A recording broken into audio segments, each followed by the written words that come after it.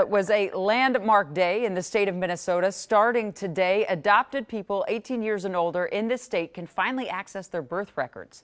This new law is the culmination of decades of work by advocates who say it's their right to know who their birth parents are. Danny Spiewak is back tonight, and he joins us now to explain the change. Danny? Well, Jana, for 8 decades, Minnesota law prevented people who were adopted, even adults, from accessing original birth records without the birth parents' consent.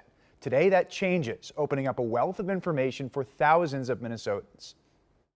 Grew up on a farm in central Minnesota. He had a happy childhood. Great adoptive parents. Just a great upbringing. But as Joe Dewey got older, he started asking questions. Throughout my life, I've always known I was adopted, and I've always been interested in kind of the story because I grew up with no people to look at to compare to say they look like me.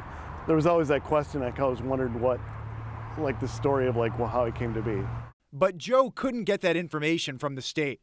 In 1939, Minnesota put a law on the books shielding adopted people from accessing records that would reveal their birth parents. Even my adoptive parents were under the assumption that at 19 years old I could go and find that out, and that wasn't true.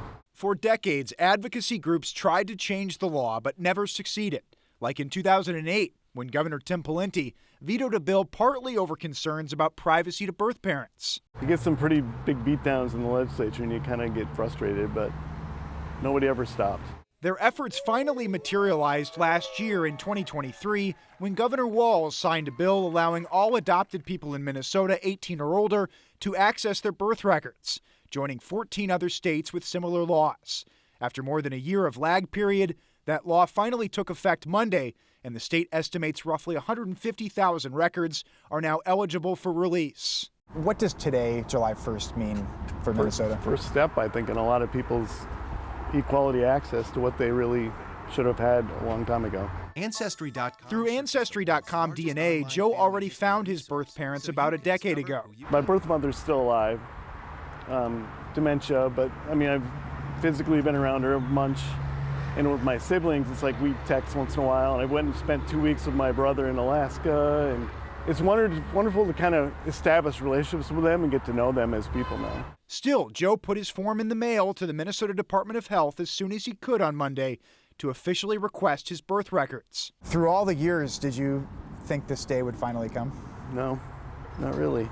I mean, I hope so, but it was pretty dark there for a while, right? So I'm not expecting to get anything in writing that I don't already know, but it's just the fact of seeing it on paper to actually realize that it's going to be monumental. Under this new state law in Minnesota, birth parents do not have the power to restrict access to those original birth records, but they can file paperwork with the state of Minnesota where they can either list their contact information or they can mark boxes saying they'd prefer to be contacted by an intermediary or not contacted at all. Janet. So many questions for so many people. If those birth parents are no longer in Minnesota, how does that work? You know, that's unclear, actually. I'm not, from that standpoint, I know that if the children are no longer alive and a next of kin could make the request, but I'll have to check on that. I don't know about the birth parents. Yeah, a lot to sort through with this, but a lot of people have waited a long time. Thanks so much, Danny, and welcome back to you. Thank you very much. Well,